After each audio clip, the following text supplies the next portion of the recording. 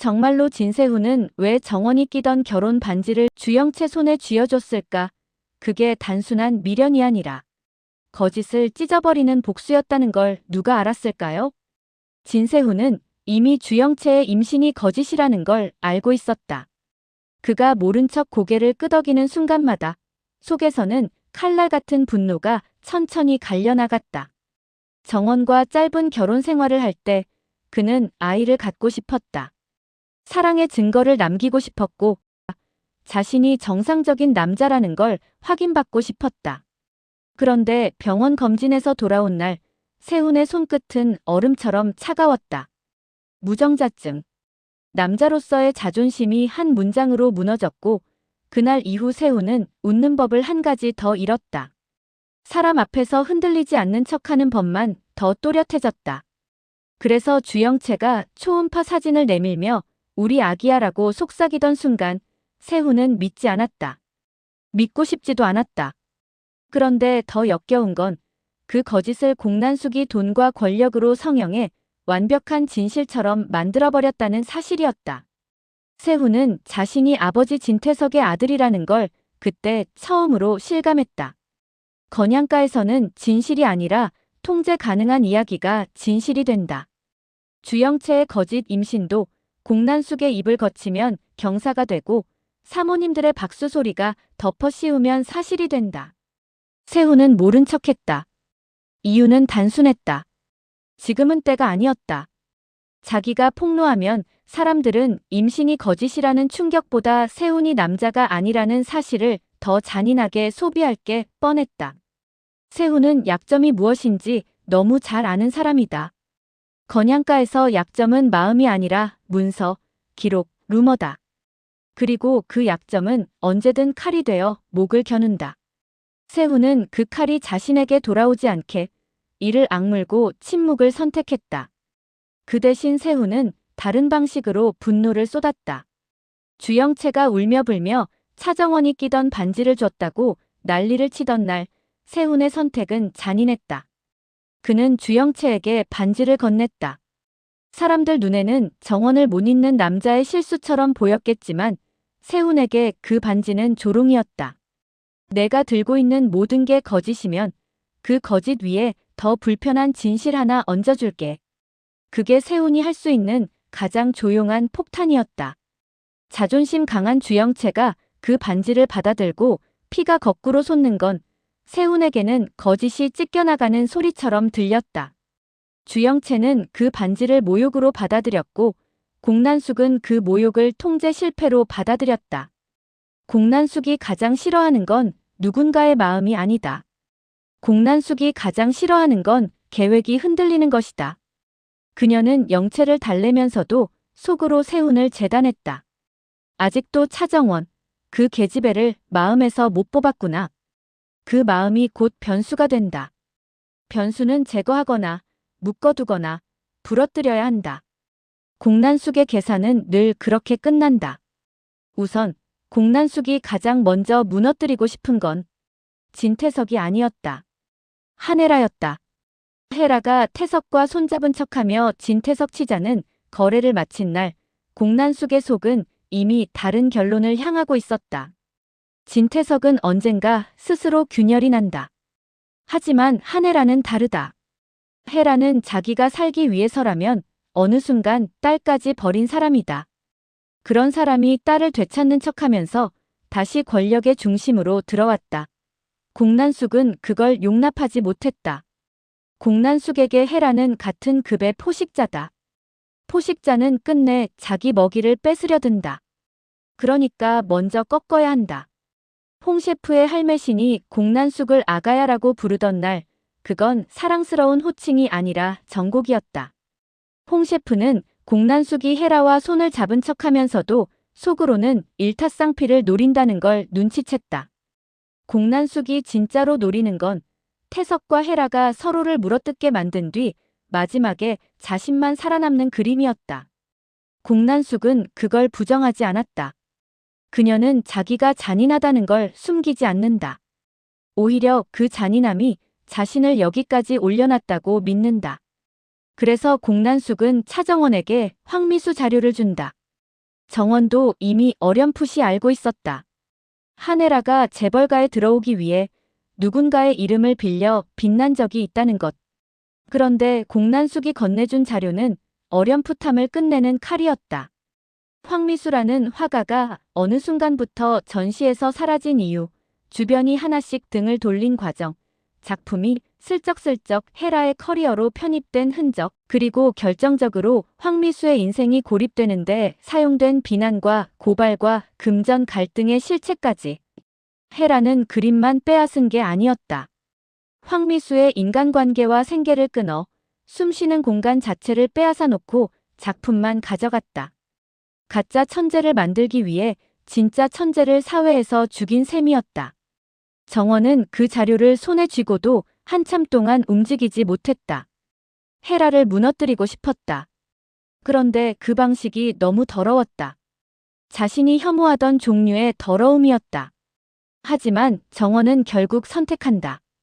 아버지 차기범의 억울함을 풀기 위해 건양가에 들어온 정원에게 싸움은 이미 깨끗함으로 이길 수 있는 게 아니었다. 정원은 공난숙의 의도를 안다. 공난숙은 정원을 돕는 게 아니라 이용한다. 그럼에도 정원은 칼을 받는다. 이용당하는 걸 알면서도 복수를 위해선 독이든 물도 삼키겠다고 스스로를 몰아붙인다. 정원이 멈추지 못하는 이유는 단 하나다. 차기범의 이름이 아직도 살인자로 떠돌기 때문이다. 정원에게 그건 하루도 쉬지 않고 가슴을 쑤시는 만성 통증이다. 숨을 쉬어도 아프고 웃어도 아프다. 그래서 정원은 결국 웃음을 버리고 칼을 고른다. 한편 진태석의 마음속에서 제거라는 단어는 점점 선명해진다. 정원은 건양가의 주가를 흔들고 가문의 체면을 찢고 무엇보다 진세미를 울린다. 태석에게 딸의 눈물은 사랑의 상처가 아니라 권력의 모욕이다. 진세미가 하늘 오빠랑 차정원 떼어내줘라고 매달리던 순간 태석은 딸을 달래는 대신 자신의 분노를 정당화했다. 차정원 따위가 내 딸을 울린다. 그건 사과로 끝낼 일이 아니라 제거로 끝내야 할 일이다. 태석은 주하늘에게도 선을 긋는다. 하늘은 야망이 있다.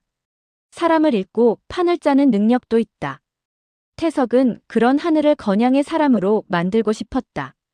하지만 하늘이 정원을 지키려 드는 순간부터 태석에게 하늘은 재능 있는 아군이 아니라 통제 불가능한 변수가 됐다. 그래서 태석은 진세미 카드를 꺼낸다. 사랑을 미끼로 하늘을 가문 안으로 끌어들여 묶어두려 한다. 태석이 사랑을 이해해서가 아니다. 태석은 사랑을 통제의 수단으로만 이해한다. 딸의 마음도 며느리의 자리도 아들의 결혼도 전부 배치 가능한 말판이다. 하지만 주하늘은 태석의 제안을 받아들일 수 없다. 하늘의 아버지 죽음에 공조한 사람이 태석이라는 진실이 하늘의 심장 깊은 곳에 박혀 있다. 하늘은 늘 계산적인 척하지만 어떤 선을 넘는 순간에는 단호하다. 그 선이 바로 아버지였다. 태석의 제안은 겉으로는 달콤하지만 하늘에게는 내가 용서한 척하라는 강요였다. 하늘은 그 강요를 받아들이느니 차라리 불타는 길을 선택한다. 태석은 거절을 참지 못한다. 자신의 뜻대로 움직이지 않는 인간을 태석은 살려두면 안 되는 리스크로 분류한다. 정원도 하늘도. 태석은 두 사람을 한꺼번에 없애는 쪽으로 마음이 기운다. 그 결정은 감정이 아니라 습관이다. 태석에게는 문제가 생기면 해결하는 방식이 늘 하나였다. 없애면 조용해진다. 조용해지면 사람들은 잊는다. 잊으면 권력은 유지된다. 그 위험을 가장 먼저 감지한 사람이 황 실장이다. 황 실장은 태석의 그림자를 오래 봐왔다. 그 그림자가 어떤 방식으로 사람을 밟는지, 어떤 순서로 증거를 지우는지 너무 잘 안다. 황 실장은 결국 한혜라에게 알린다. 태석이 하늘과 정원을 동시에 치려 한다는 것.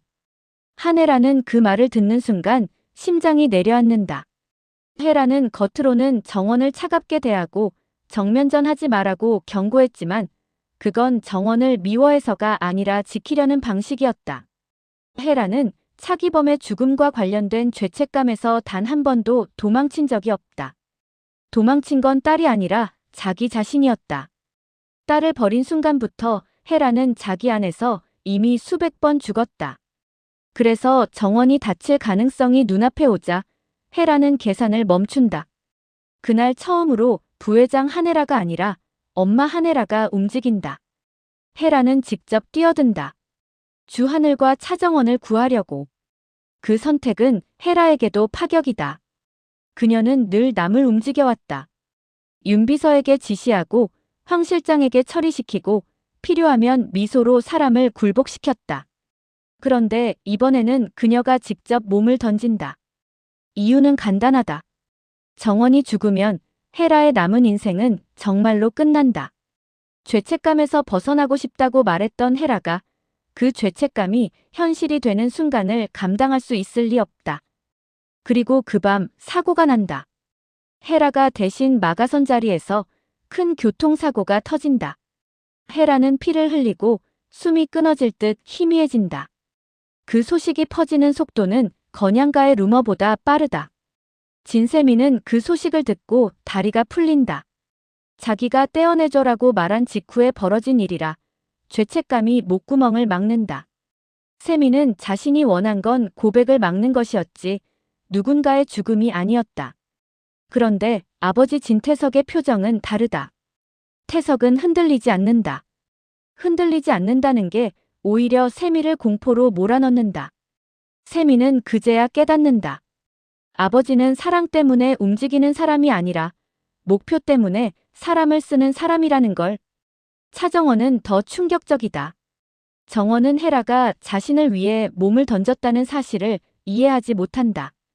이해하고 싶지 않다. 미운 사람이 한순간에 희생자가 되면 마음은 더 복잡해진다.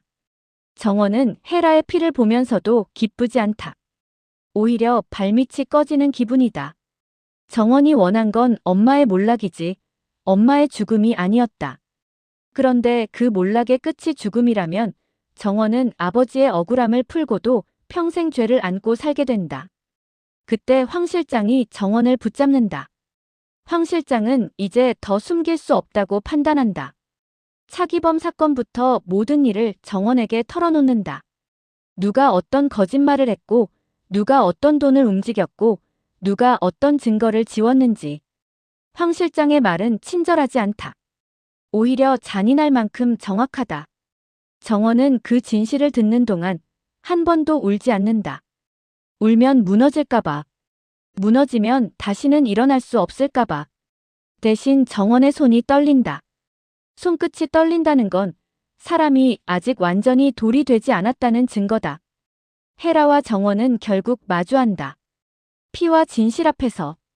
두 사람의 갈등은 사랑과 미움으로만 설명되지 않는다. 헤라는 딸을 버린 사람이고 정원은 그 버림을 견디며 살아남은 사람이다. 둘 사이에는 25년이라는 시간이 칼처럼 서 있다. 그런데 그 칼의 손잡이에 차기범이라는 이름이 달려 있었다. 두 모녀는 그 이름 앞에서 더 이상 도망치지 못한다. 정원은 헤라의 눈을 똑바로 본다. 헤라 역시 피로 젖은 목소리로 정원의 이름을 부른다. 그 순간 복수는 잠깐 멈춘다. 멈춘 이유는 화해가 아니라 진실이 너무 커서다. 주하늘은 태석을 용서할 수 없다. 하늘에게 이번 사건은 단순한 사고가 아니다. 태석이 사랑을 통제하려고 한 결과 사람이 다쳤다. 하늘은 자신이 사랑하는 정원을 건드린 순간부터 태석을 가문 어른이 아니라 적으로 분류한다. 하늘의 마음속에서 적은 대화로 설득되는 존재가 아니다. 적은 무너뜨려야 한다. 그 결심이 하늘의 표정을 바꾼다. 하늘은 더 이상 전략가로만 남아있지 않기로 한다. 복수는 마음속에서만 하면 끝이 없다. 하늘은 이제 행동할 준비를 한다. 진세훈도 의문을 품는다. 세훈은 아직 정원에 대한 마음을 완전히 지우지 못했다. 그건 사랑이라기보다 자신이 잃어버린 정상성에 대한 미련이다. 정원이 다쳤다는 소식을 듣는 순간 세훈은 심장이 덜컥 내려앉는다. 그리고 본능적으로 냄새를 맡는다. 이건 단순한 사고가 아니다. 너무 타이밍이 맞다. 너무 깔끔하다. 너무 누군가의 손길이 느껴진다. 세훈은 황 실장을 추궁한다. 황 실장은 처음엔 막는다. 하지만 세훈의 눈빛은 아버지 진태석을 닮아가고 있었다. 겁이 없고 끝을 보려는 눈빛. 결국 황 실장의 입에서 조각이 떨어진다. 계획이었다는 조각이. 세훈은 그 조각을 손에 쥐는 순간 아버지에게 느끼던 반감이 증오로 변한다. 아버지는 한혜라를 지키겠다고 말했지만 그 지키는 방식이 사람을 죽음으로 몰아넣는 것이라면 그건 사랑이 아니라 폭력이다. 세훈은 깨닫는다. 자신도 그 폭력의 시스템 안에서 살아왔다는 걸. 그리고 결심한다. 건양가에 대한 야망이 세훈의 가슴 깊은 곳에서 고개를 든다. 단순히 회장이 되고 싶어서가 아니다. 아버지를 넘어야 숨을 쉴 수 있기 때문이다. 세훈은 이제 아버지를 이해하려고 하지 않는다. 이해하는 순간 자신도 같은 괴물이 될까봐 두렵다. 이 모든 혼란 속에서 주영채는 세상을 다 얻은 듯 도취해 있었다. 결혼사진, 임신기사, 며느리 자리. 그녀는 그 모든 걸 승리라고 믿는다. 하지만 영채가 모르는 게 있다. 세훈은 이미 거짓을 알고 있다. 그리고 세훈이 침묵하는 이유는 영채를 지키기 위해서가 아니라 자신이 무너지는 걸 막기 위해서다. 영채는 자신의 왕관이 종이라는 걸 모른 채 더 크게 웃는다. 종이 왕관은 불꽃 앞에서 가장 먼저 탄다. 공난숙은 그 불꽃을 준비한다. 한혜라를 먼저 무너뜨리기 위해 정원에게 황미수의 칼을 쥐어줬다. 정원이 칼을 휘두르면 헤라가 무너지고 헤라가 무너지면 태석도 흔들리고 태석이 흔들리면 건양가의 권력은 진공 상태가 된다. 그 진공을 공난숙은 먹을 생각이다. 그런데 변수가 있다. 진세미를 위해 진태석이 무리수를 두었고 정원과 하늘이 살아남았다. 그리고 세훈이 계획을 눈치챘다. 변수가 2개면 판은 더 커진다. 판이 커지면 피도 더 많이 난다. 공난숙은 그게 두렵지 않다. 오히려 익숙하다. 문제는 이제부터다. 차정원은 황미수의 진실을 터뜨릴 준비를 하고 있었다. 주하늘은 진태석을 무너뜨릴 증거를 모으려 한다. 진세훈은 아버지의 계획을 확인한 순간부터 건양가를 차지할 이유를 갖게 됐다. 진세미는 죄책감에 떨면서도 아버지가 어디까지 갈지 공포로 지켜본다. 주영채는 거짓 임신이라는 불발탄을 품은 채 여전히 승리의 취기에 젖어 있다. 그런데 이 모든 사람을 동시에 쓰러뜨릴 수 있는 진짜 출생의 비밀이 아직 남아있다는 걸 누가 알고 있을까요? 공난숙이 정원에게 건넨 황미수 자료 속에 그림 말고 다른 이름이 하나 더 섞여 있었다면, 그 이름이 바로 주하늘 아버지 죽음의 마지막 조각이라면 다음엔 누가 누구를 고발하게 될까요?